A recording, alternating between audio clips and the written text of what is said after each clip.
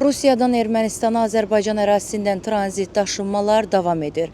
Bu dəfə 14 vaqondan ibarət ümumi çəkisi 979 ton olan buğda yüklü qatar Biləcəri stansiyasından böyük kəsi istiqamətinə yola salınır. İndiyədək Rusiyadan Ermənistana Azərbaycandan tranzit keçməklə 36 min tondan çox taxıl, 9 min tona yaxın gübrə, 1136 ton propan, 133 ton alüminium, 414 ton antrasit və 67 min ton taxta materialları göndərilib.